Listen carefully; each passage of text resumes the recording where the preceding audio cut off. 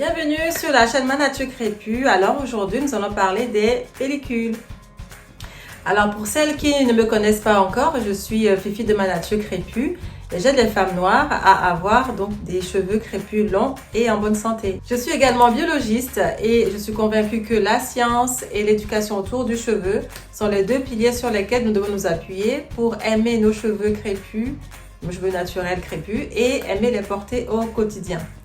Et enfin, j'ai mis dans la barre de description un guide gratuit à télécharger qui va pouvoir t'aider donc à faire ton bain d'huile correctement. Alors, abordons sans plus tarder le sujet des pellicules. Il faut tout d'abord savoir que les cheveux crépus poussent sur un cuir chevelu qui est sec. Et oui, dans la communauté afro, chez les femmes noires cheveux crépus, on a généralement le cuir chevelu sec. Je vais faire une petite parenthèse pour dire que il existe, c'est très rare, mais il existe des femmes afro qui ont le cuir chevelu gras. Mais ce type de cuir chevelu, on le trouve principalement dans la population métissée. Je ferme donc la parenthèse et donc cette vidéo va concerner les pellicules sèches. Quelle est la différence entre pellicules sèches et pellicules grasses? Simplement, les pellicules sèches sont très volatiles. Vous allez retrouver donc sur les vêtements, dès que vous allez vous gratter la tête, vous allez voir les pellicules tomber. Tandis que les pellicules grasses, elles restent collées en fait au cuir chevelu et aux racines des cheveux. Alors, si après avoir fait des tresses, des nattes collées, des tissages ou autres coiffures et que quelque temps après votre cuir chevelu vous gratte, ça vous gratte tellement que vous prenez l'extrémité d'un peigne pour vous gratter ou un pin. Vous laissez un pin dans les cheveux parce que vous savez que vous avez toujours quelque chose à portée de main pour vous gratter la tête. Ou quand vous faites ça gratte tellement que vous tapez la tête de cette façon-là, c'est que votre cuir chevelu est irrité et c'est de ça dont je vais parler dans cette vidéo. Et cette vidéo, elle est faite pour vous. Alors, pourquoi est-ce que ça gratte autant? Alors, ça gratte à cause de deux phénomènes. D'accord? Le premier phénomène, c'est la sécheresse et le deuxième, c'est l'irritation. Donc, je vais parler tout d'abord de la sécheresse. La sécheresse provient de l'utilisation de produits asséchants tels que les shampoings sulfatés et les produits qui contiennent beaucoup trop d'alcool. Et je vais faire ici une petite comparaison. Alors, si on regarde au niveau du corps, la peau noire a tendance à être sèche.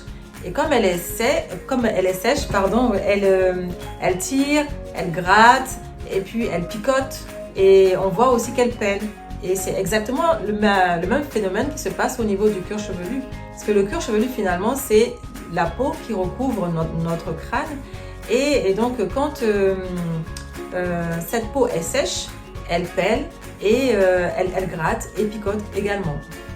Donc, les produits asséchants tels que les sulfates et les alcools vont enlever le film protecteur que nous avons sur le cuir chevelu.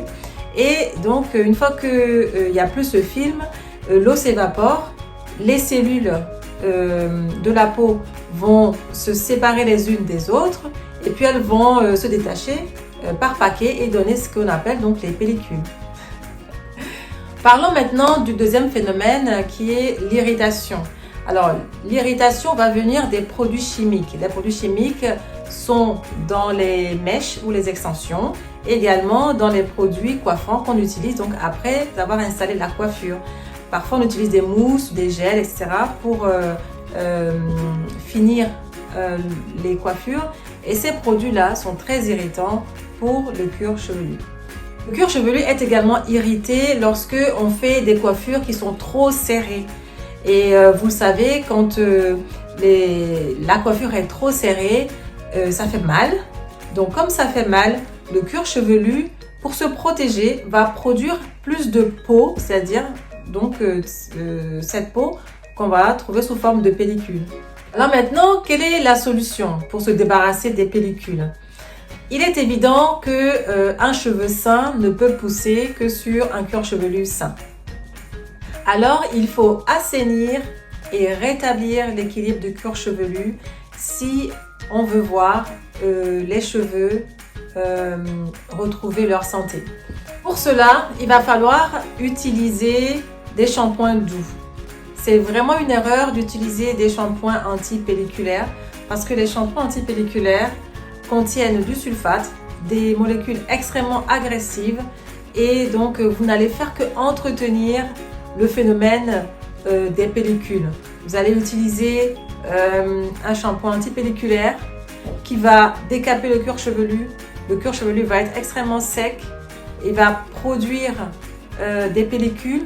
Et parce que vous avez vu qu'il y a des pellicules, vous allez utiliser de nouveau le shampoing anti-pelliculaire et vous entretenez ainsi le phénomène d'avoir en fait des pellicules.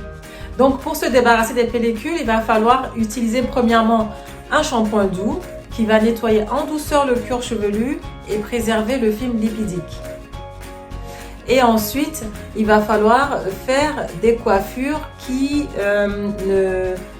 ne tirent pas sur le cuir chevelu. Quand on fait des coiffures, il ne faut pas que le cuir chevelu soit soulevé. Vous voyez, des fois, quand on fait des nattes collées, on voit que la peau est soulevée. On ne doit pas avoir de douleur ni avoir la peau qui se soulève comme ça. La vidéo est maintenant terminée. Merci de l'avoir regardée.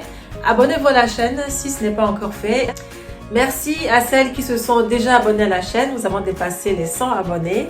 Et aussi des commentaires, vos questions, etc.